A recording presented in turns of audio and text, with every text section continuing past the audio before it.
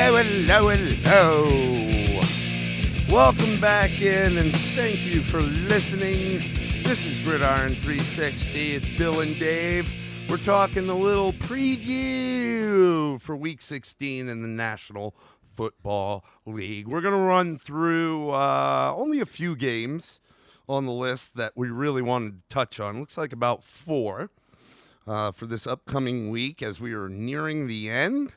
Playoff picture is starting to really shape up. Yep. However, we talked about it in our recap of Week 15. There are a lot of games, and we're used to seeing that last week of the season, the Week 17, where a lot of teams already are already in or out. Teams have locked up their position in the playoffs, and they sit a lot of their starters to keep them healthy, because there's not much of a difference. However, this year there is some that are going to come down to the wire. Some games that will require a win that last week of the season, whether it be to make the playoffs or for playoff positioning, win the division, end up a wild card. So we're going to, for all intents and purposes, we should see starters rolling in Week 17 for a good number of these teams to finish out the year right. I want to start this week as the Saturday games are in full swing for the NFL this coming weekend. College football, the regular season's over. We do have bowl games, but as a result, the NFL starts to dip into those Saturday games now. So this weekend, we have 3. We have the Houston Texans traveling to Tampa Bay to take on the Buccaneers. That's a 1 o'clock game. We have the Buffalo Bills traveling to New England to take on the Patriots. Big game. That is one of the ones we will touch on. That is a 4:30 game. And then the nightcap at 8:15, you have the Los Angeles Rams traveling to the San Francisco 49ers. And all these games appear to be on NFL Network, is what it shows. So if you have it, if you don't, find out. Fox might air some if you don't. Sometimes they stream them on Yahoo, too, as well. Yep. So I know that Amazon Prime carries the Thursday night games now, which are usually NFL Network games, so they may have those Saturday games there, too. Good to know. Good to know. Because most cable companies now are pooping the bed and getting rid of some of these networks. So again, another rundown. 1 o'clock Saturday, December 21st, Texans at Tampa Bay Buccaneers. 4:30 on Saturday, Buffalo Bills at New England Patriots. Probably the best game of the day. 8:15, the nightcap, the LA Rams at the San Francisco 49ers. Absolutely.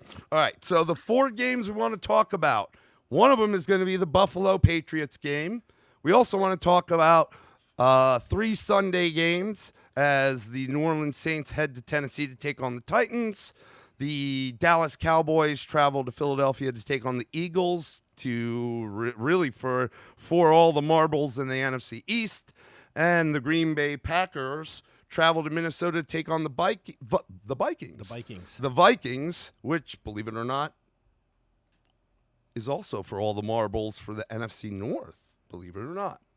Let's start with the Saturday game as the Josh Allen's Buffalo Bills go to New England. The first matchup between these teams was in Buffalo. At the time, the New England defense, still the top defense in the NFL, but they were really flexing at that time. They looked unstoppable. And the offense wasn't necessarily rolling, but was doing a fine job. Yeah, defense scoring a lot of points, which was kind of offsetting and making some of those scores get big. Yep, and so New England at the time, undefeated when these two teams met, looking strong, best team in the NFL at the time, and was handling teams going into this game. They go to Buffalo, they get a win, but it was 16-10. And again, keep saying at the time. At that time, it was really the closest battle that New England had, and we've seen since then they've obviously dropped a couple games and have had a couple closer battles. But they were 8-0, right? Obviously that was one of them, but yeah. But this is a team now that's what 3-3. No, what are they? 11-3. Yeah, 3-3 since then. So they're a 500 team in the last 6 games. So I mean, look. The point of me saying all that is Buffalo looked to be, especially then, the team in the AFC, let alone their own division, the AFC East, that could give New England possibly some trouble. Yep. It still exists today. It still exists. It still exists. Now, I don't necessarily know if they'll be able to overtake New England with a win, Buffalo, on this. Their records will be the same, I believe. If New England loses, they'll go to, where are they, 11-3, so they'll be 11-4. Yep. And so Buffalo, with the win this past weekend, they're 10-4, they'll go to 11-4. But both of them have a win against each other. If Buffalo wins this game, then it goes to divisional record, I believe. So I'm not sure. Nonetheless, the Bills' defenses might not be as good as the Patriots, but they might be.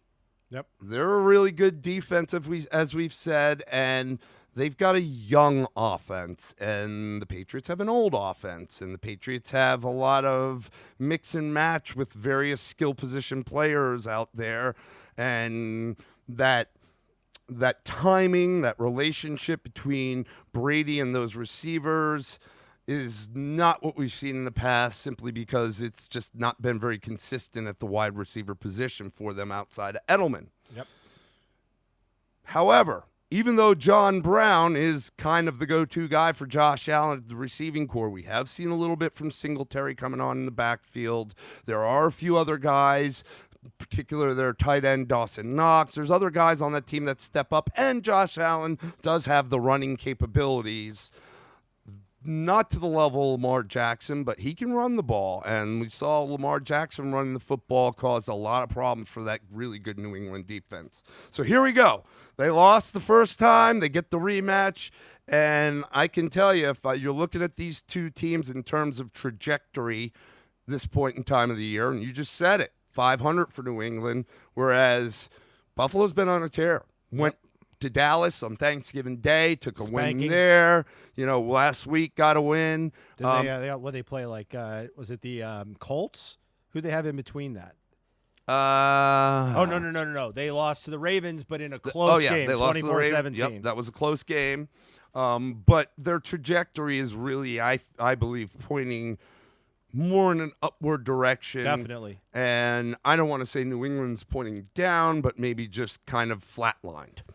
Yeah, and I think what you've seen, something I'd probably say about this game is Buffalo, like, after the first 8 weeks, people were saying, like, this New England's defense could be, and legitimately so, it was looking this way, the best defense that we've seen since going back to, like, the 2000 Ravens, even 85 Bears, 86 Giants. Like, this was talking about some historical defense, and especially on the scoring side. I would almost venture to tell you right now, I think Buffalo's defense is playing better than New England's. New England still has an unbelievable secondary, just an awesome secondary. Stephon Gilmore, good as advertised, one of the top cornerbacks, if not the top cornerback in the league. But we talked about what's it? I forget his first name. Tre'Davious White. Tre'Davious White. This kid's a baller. And I think there's a lot more from the front seven in Buffalo right now than there is in New England.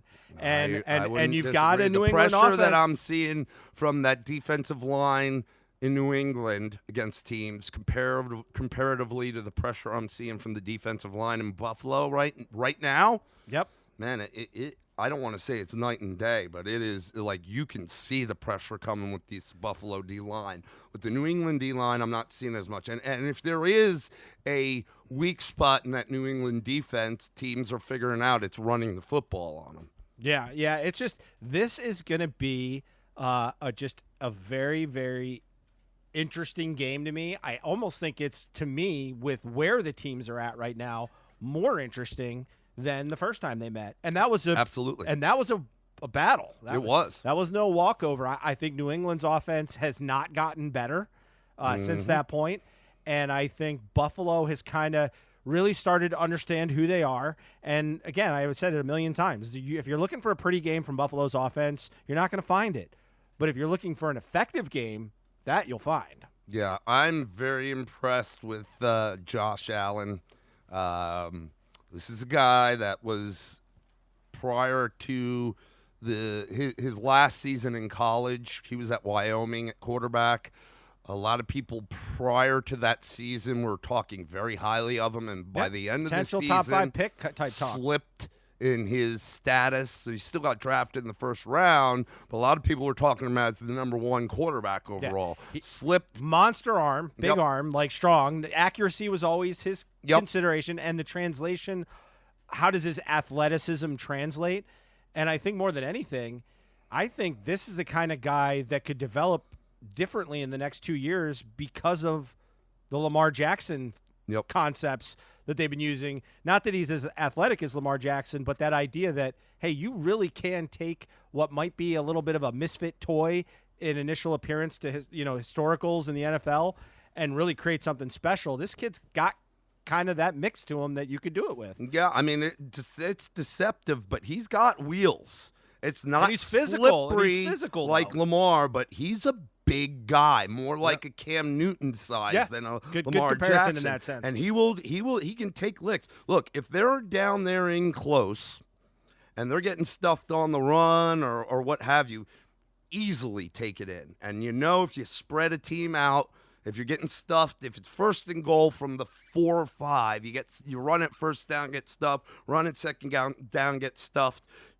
Very easy to go on third down with a pass, spread the defense out, Sure. and make bigger holes or have more wide open gaping holes for him just to waltz right in. He did it last week. Yeah, I if I was them, I would really. I mean, this guy has not had great targets to throw to. John Brown is punching above his weight, definitely, but they don't have a plethora of guys to Nope. go to. Remember, they dumped Zay Jones. That experiment Yeah, died. Cole Beasley. Yeah, and he's played a little bit better, but he's a retread. Yeah, but the idea being, like, I'm thinking more of investing more in the tight end game. Well, look, I hear you. Tyler Croft is one of their 2 tight ends, caught a touchdown this weekend. He's okay. I think he's more of an inline blocking type tight end just because he's a big guy. Dawson Knox, however, is a big guy, but he's faster. More pass catching ability. I think that he could. They might not need to invest in tight end. No, I'm talking more about going to like the 3 tight end sets and that kind of stuff. Oh yeah, play a little bit more power run. that Knox That kid, could be I it. think in the next 2 years could come on as a potential top 10 tight end in the NFL. Maybe play more like the Mark Andrews and then get some other tight ends that can play like those Boyle and Hurst type roles. But more importantly, it adds more juice to your running game because you got more in line. I guess my point is I see flashes of that. I think right now, they're catching New England at the right time because it's very rare that we're in this stage of the year. And again, let's not pretend like New England is an 8-8 team. They're a high level team, but where they are catching New England at the right time because they have not found yet whatever that magic is they need to roll in the playoffs. Again, and they don't have a past. receiver. I mean, Edelman's there, but he can't just go to a slot receiver all day. They don't have other receivers there. I mean, like Sanu, they picked him up. It's not been Philip Dorsett. Thought that would have been bigger. N'Keal Harry is starting to come on, but again, he's a rookie and he was out all year, so you still don't have that chemistry with Brady. Yep. The backfield. Sony has had a pretty decent game, but it's been not great. James White's been the better back this season, but he's a third down back, and he's an older guy. I definitely think in the draft, Buffalo is, they have an easy choice in my mind. They need a receiver. That's their first pick is a good receiver. Yeah, and, in my they mind. may go the free agent route. The one thing they've done is I believe they're in a pretty good cap situation. So it'll be interesting to see this. This is a team that can get better, and that's going to be the interesting part. And again, if they win this, we talk about how the San Francisco-Seattle matchup is going to be a big jump.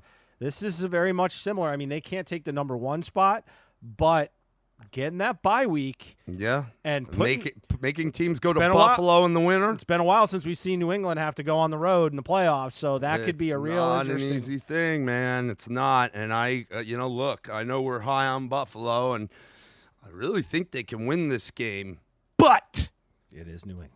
and it's the GOAT, dude. Yeah. And he hasn't had a very a game this year where there's the GOAT. Really, it could very easily come this week. Yeah, very easily. And this would be the game. Their last game, I think, is against Miami, I believe. Right? It's not a good matchup. So it's this is they can use that as a little bit of a tune-up.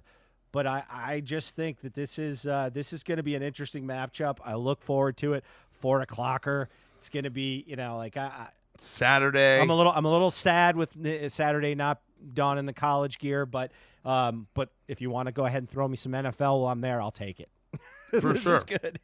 This is a good matchup. There's a few good ones. I mean, all the teams competing on Saturday, all Are the playing games for on something. all the games on Saturday at least have one team that are competing for Yep. postseason. So it'll be pretty cool. All right, let's jump into the second game we want to talk about, and that is Saturday at 1:00 on Fox. Probably based on your local listings. Well, I will note this. I haven't seen anything about it, and I don't know what the deadline is. But the the Chiefs were going to the Bears for Sunday Night Football, and the NFL has a flex rule where they can change the Sunday night game. They exercised that option last week, which was when they had to do it by, because if the Bears lost, which they did, that would take the Bears out of the playoffs.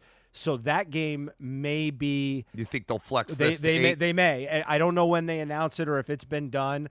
Kansas City still has something to play for, but the Bears don't. So the talk was if they were to flex the game, and the reality is they could flex any one of these three games. They all matter. But that New Orleans Tennessee game might be the flex. So pay attention to your local listings. Might get a national Let me game. give you a quick rundown. The 1:00. If they flex them, it's usually the 1:00, right?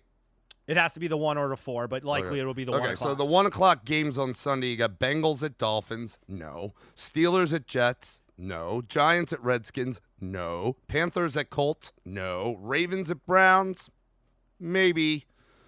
Jaguars at Falcons, no. Saints at Titans. And are these other two, Dallas and and Philly, then you you've may got sort of 4:00. like- You've got the Raiders at the Chargers, no. Lions at the Broncos, no. Cardinals at Seahawks, no.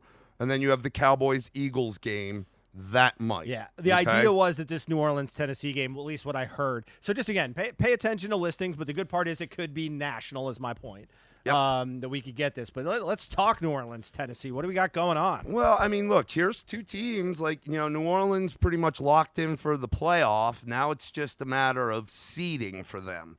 For Tennessee, losing last week to Houston, and again, they will play Houston the last game of the year. Yep. It's important for them to win this game so that they can make that last serve. game against Houston mean something. Because if they don't, and like I had just said earlier on the Saturday slate, you have Houston at Tampa Bay.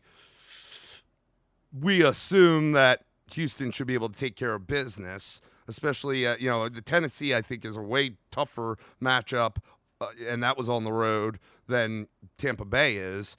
You never know what can happen with Jameis Winston, but, for everything that it is, the Texans should handle business. So that means Tennessee, with the tougher matchup against New Orleans, needs to handle their business in order for that Week 17 rematch, which will be in Houston this time, to mean something, because Tennessee is still in the hunt. And it will, and understand, they have the same record as Pittsburgh, and Pittsburgh has to end the year at the Ravens. So even if they gotta don't hold take the serve just for AFC South, they need to hold serve for the wild card. Yep. So good stuff here. This is two totally different design teams. Totally different. So but, it's a weird clash, but it's an interesting clash. But New Orleans last night played another AFC South foe in Indianapolis, which, if there's any team that's similar to Indy, it's Tennessee. Yep. And they smoked them. Because Tennessee won't. They may try to.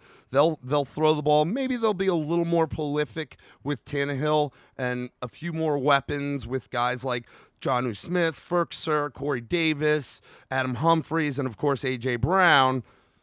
But it is very similar to what they saw in that Colts team, because they're not going to completely get away even if they're down from running the ball with a guy like Henry. Okay? Tennessee won't. And that's what we saw at Indy last night. So if they don't If that defense for Tennessee doesn't buck up and starts to get beat bad, we could see almost a similar, if not mirror image of what we saw last night between New Orleans and Indy. Now, it is also in Indian. It is also in Tennessee, not Indy. Yep. And we all know New Orleans plays much better at home. It is one of the NFL's home field advantage spots. If there is one, New Orleans is kind of one of those. Yep. But I will say, though, something that kind of was wavering a little bit, I don't want to say to the point of where they were bad, but definitely weren't looking as dominant, especially during the Bridgewater section of the season, is the Saints D. And they came to play. They did. They looked I wish very, they would very have pitched good. the shutout. I would be in the championship game. Yeah, but now let me say this, though. The worst thing you can do to an explosive offense like the Saints is do what? Is keep them off the field. Keep them off the field. Run the football. And if Derrick Henry can get rolling earlier in this game, that changes the complexion of this overall. And Tennessee, while A.J. Brown has been fantastic this year, especially in the latter part of the year, they got other ways to beat you, and Tannehill being one of those guys. Like, I have to admit, Tannehill's really growing on me. Like, I'm not so much as seeing this guy as the journeyman. Like, he could be legit. He's got to stay healthy. But he's kind of learned to play within himself. Certainly he was in a hole in Miami, which is that doesn't help anybody. But it is going to be interesting to see. And again, these are two teams that are playing for something very big, because one of the other games is Green Bay, Minnesota, and Green Bay currently holds the second spot right now for the bye week, and New Orleans is right there with them. So it's important for everybody. And again, you're coming off that high. Sometimes, it's kind of like San Francisco. I mean, after San Francisco winning that game the last week, that great game against the Saints, what happens? They go play the Falcons and lay an egg. So you just never know what you're going to get. This one's going to be an interesting one. In a way, even though it's my Bears and I'd like to see them play, flex in this game, I would not be disappointed to see this game. No, and look, New Orleans defensive front, they showed, I think, last night they're very good. Their secondary, their linebackers are great with Demario Davis, the double Ds. They've got Lattimore on the back end, who is just in my mind, also one of the best corners in the league. My knock on them was taking my New York Giants corner Eli Apple a year or so ago. Now, he's performed pretty decently. He's not, because they have a guy like Lattimore on the other side. Yeah. He's not the guy. He doesn't have to go against the number ones. And if you watch last night's game, he was getting bit a little bit. Not too bad. They didn't score, but like when they were able to move the ball, throwing the ball, it was on his side. He would have to go, like T.Y. moved to his side. He was getting some catches. Eli Apple wasn't even close. There's a flag on him, which is what he did constantly. He couldn't cover anybody in New York, so he'd end up getting PI calls. As a result, the New York Giants last week released our cornerback, Janoris Jackrabbit Jenkins. Love Janoris. He's not that number one corner in the league anymore. He's a little longer in the tooth. He can still play, but the New Orleans Saints picked him up off of waivers. And they were talking about it in the cast last night, that if Eli Apple, who's kind of, his game has slipped the past few weeks, continues to do so, they're going to bring Jackrabbit in to supplant him. Well, and the other part now, too, is you can take a guy that's older and probably can't run all game and maybe play him more situationally, where he's got a little bit more energy as the game goes on. So, yeah, it's some interesting stuff. And, again, that is more probably important as the playoffs go on, because you're going to see more intense matchups against some of these better teams. So that's an interesting one. New Orleans is getting points, or giving points on the road, giving 3 points. So there is that. I mean, I think definitely what it comes down to is that New Orleans is high-powered, and their defense is solid. It may not be the best in the league, but there's a lot to like in that defense. You still got Cam Jordan, rushing the passer. You got a lot of things. They got somebody good at every level. Yes, good to great. So So that's a big thing for them. My biggest concern is what you said earlier, not just coming off of the big win this past week, but it's a high with with Breeze breaking the record, and everybody on cloud nine tied to New Orleans, and going on the road to Tennessee in what'll probably be a cold game, you just can't let your guard down. Yeah, and I mean, and in fairness too to Indianapolis, not to Indianapolis, but about Indianapolis is they've not been playing their best football the last 3 weeks, and maybe 4 weeks. Just nothing clicking offensively. Marlon Mack getting hurt, but he's been relatively inconsistent. They've been decimated by injuries Brissett or starting something to get figured like that. out. Something similar tied to it with guys not being able to play since the start of the year. Yeah, so this Tennessee team is something different, and understand they just lost a tough game that they really needed to win. So they're gonna come in with an attitude. They're gonna come in angry. And they are as on the edge of being a playoff team as you can get. They're tied record wise with a team that's in. So in Pittsburgh. So there's a lot to be said for this. I think this is going to be an interesting game. I think it's going to be a lot closer than people may on the surface expect. Just kind of one coming off a loss, one coming off a blowout. It's just this is going to be interesting. This is a playoff game. Yep. Playoff game. Yep. Should be fun. The next game we want to talk about is, again, could be the other game that's flexed out, and that is Dallas traveling to Philly. It is a 425er, looks like, on Fox. Both teams 7-7. Dallas won the first matchup in Dallas against the Eagles. So this is the rematch, and quite frankly, they blasted them too. Frankly, this is most likely it. I mean, it certainly is if Dallas wins, because even if they lose the last week and Philly wins and they'll have the same record, the Dallas has the head-to-head on both the games. So this is pretty much win or go home for Philadelphia, quite frankly, because if they lose the game, their record isn't even going to allow them in the wild card hunt. Yeah, I mean, I here's the thing is this game should mean a lot more. You look at the talent on both sides of the ball. I hate to say it, but this is going to come down to who plays the most bad football. Dallas plays the most bad football, I think, a lot because of their coaching staff, whereas Philly plays bad football because they've got injuries and real inconsistent quarterback play. Yep, that's kind of what I look at. It's just it's like watching 11 Tony Romos go against 11 Tony Romos. It's just like something catastrophically bad's going to happen somewhere along the line. And, it's hard to get excited.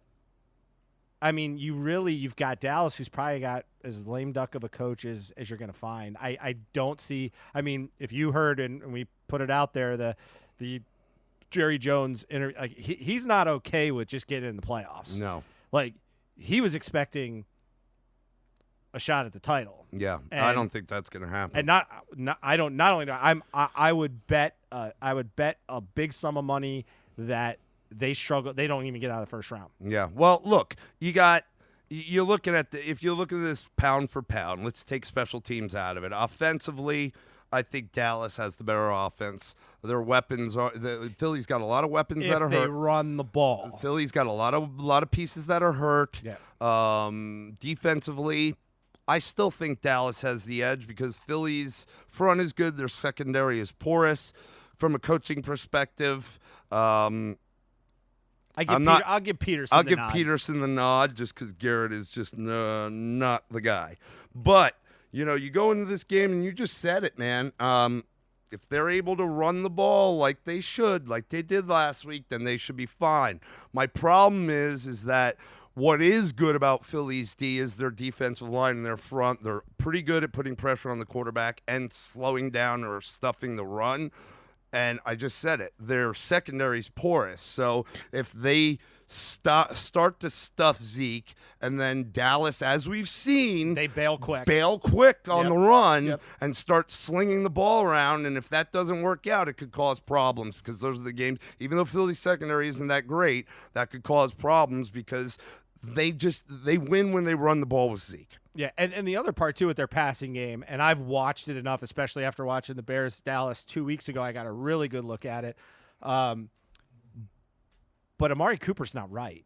And that's a big been deal. banged up, He's had tons of problems, but when you watch him, he is extremely he guts it out. Like, I love him. He guts it out. He's a tough player, but he is not right, and he is struggling mightily physically. And the thing that's killed him is they haven't been able to give him a rest because every game has mattered because they can't get going. Yep. So he's suffered through that reality, and they should be better. I mean, there are games where Michael Gallup is blown up, and but they can't get right. And they didn't blow it up offensively in the passing game. I think it's what you just mentioned it, and I kind of reiterated is they bail on the running game so fast. And if there's something to get that guy fired for, it's that. Above all else, the bailing on. I mean, you've got Zeke, one of the best, I'm if sorry, not the best, and you paid him all that money. Yeah. Then use him.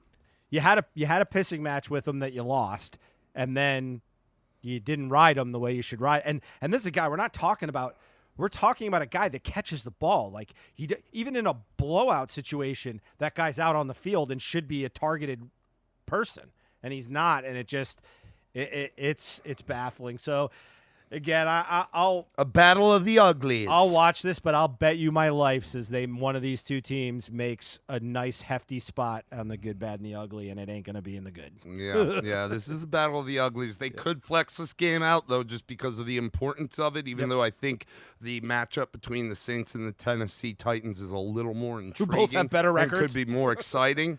This could, just because of the implications of it, be the one that they flex out. So the last game we want to touch on is Monday Night Football, and that is the Green Bay Packers leading the NFC North, and they travel to Minnesota for a rematch. The first game, Green Bay won the first one? Yep. They got up 21-0 in the game in the first half, and then Minnesota rolled back. Yeah. And this was before Kirk Cousins kind of saw a little bit of resurgence in the passing game. I think that game kind of sparked him into the following weeks of where he was looking really good. First game was in Green Bay. This one will be in Minnesota in a dome, so no weather implications there. But this does have the potential to shift the playoff picture in terms of the wild card slot for one of these teams, where Minnesota sits at right now, and the number one team in the NFC North. Yeah. I'm not sure about the tiebreaker scenarios with the one with the they would have the same record and they both would have won against each other. I wasn't able to figure out what the tiebreakers were ahead of this. It's a division next, I believe. It's a division wins. and I'm not sure where their records lie there. I know Minnesota's final game is against Chicago, whereas Green Bay's is against Detroit. So both games that they both should win, Minnesota will be at home, and I believe Green Bay will be at home too as well. But that being said, if that can do it, but also for Green Bay's point of view, they also have to maintain, because they've got to keep that home field advantage. The difference between this is one more game they got to play and one more game on the road if they fall out of that number one seed, out of the number two seed. So, and New Orleans is right there on their heels. So this is, again, that's what we said probably 3-4 weeks ago when we were looking at we started talking about the playoff hunt, was how top heavy the NFC was and how much, like you're talking about, again, the San Francisco Seattle is a perfect example, but the extra game and having to play on the road, there's some tough teams, and some of the best home field advantages are alive in that NFC playoff hunt. So very interesting game. I saw some things, some out of sync nature of the Green Bay offense. Minnesota certainly they've got to have Dalvin Cook at his best. And Thielen's back. Didn't really do much last week, but hopefully, he'll be more into the full with some full practices this week, and that'll make a difference. I agree. I feel like as of late, Green Bay has been just kind of sputtering along. Yep. Aaron Jones, who's had a tremendous year in terms of number of touchdowns past couple of weeks, it's been a little quiet. They've worked him. Aaron Rodgers has been good, but not great. And when you expect great, especially this time of the year, they don't have any receivers really outside of Devontae Adams. You know, a guy like Marquez Valdez-Scantling, who was brought in a couple of years ago, somebody that was expected to replace roles that were formerly taken by, guys like when you had Devontae Adams and, was the second and man Jordy to Nelson, and Randall Cobb. You get a guy like Valdez-Scantling, and then this Geronimo Allison. Valdez-Scantling was the guy, especially when Devontae was out with the toe for a while. They expected to step up, not so much. Losing the starting job to guys like Jake Kumaro and Alan Lazard. And really, if you look at Marquez Valdez-Scantling's game-by-game statistics, he has been very poor. Yep. Very poor. And it's not for lack of trying, because I've seen balls thrown to him that he flat out just is dropping. Well, he did in the Bears game. He Just had a walk-in touchdown. Just and dropping he footballs. Gator-armed it. Yep. Dropping footballs. And then you look at a guy like Allison, comes in once in a while, but it's like just a handful of receptions or plays that at best that he's involved. As a matter of fact, it's a handful of targets, and he does not catch all of his targets. He's usually a hair over 50% at best. And that's a problem, man, because they don't really – Jimmy Graham has been looked at and targeted a lot of times just because they have no other options, and he is not the Jimmy Graham of old, okay? He's not getting it done. And so now Devontae Adams is back in the fold, and – he's being heavily targeted. I mean, like, that's where Rodgers is going. He's looking for Devontae when he's dropping back to pass first and foremost every time. Rightfully so, he's the number one receiver, but he needs to get him the ball because I don't think he trusts anyone else. Yep. Yeah, I'd agree. I think. And that's worrisome because it's going to cause problems It could cause problems this week against Minnesota. I don't know that either one of these teams are truly contenders for the Super Bowl at this point. I think this game may put somebody in that talk a little bit more. But yeah, I like the fact that LaFleur brought. I like the fact that LaFleur brought running into this, like brought the running game into it.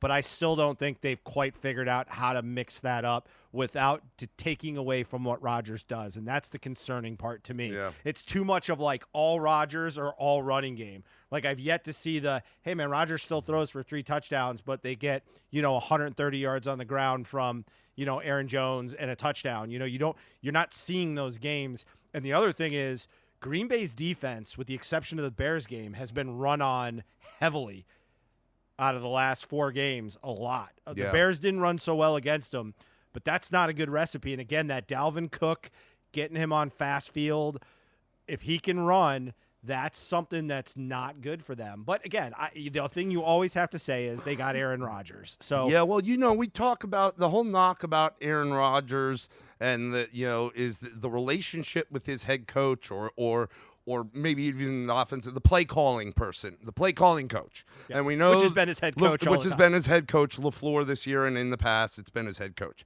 And at the beginning of the year, it was a question of whether that relationship would gel. And it didn't look so much early on. And then you started to say, okay, it looks like it's gelling. It looks like it's starting to work good. But the past few weeks, you can see that Aaron Rodgers face where he's just pissed. The pressure is starting to come to the coach and to him, and it's like it's not working. They're not in sync. So that's not a good recipe as we're heading into this time of year. Yeah. So again, critical game. These games all matter. They're fun. In this sense, this is fun, especially the Dallas and Philly too, because they are divisional. So there's a little bit of that known entity and dislike. So it'll be fun to watch them. For me, I'd love to see Green Bay and Minnesota lose together, but that's not in the cards. But, again, it matters, and that's what's going to be, that's going to be the fun part. Yep. So those are the ones we want to touch on for this week. Didn't want to take too long, so we'll dice and slice, get this out there. Hope you all enjoy it. And, again, thank you for listening. This is Gridiron 360, and we'll see you, as always, on the gridiron. Have a wonderful day.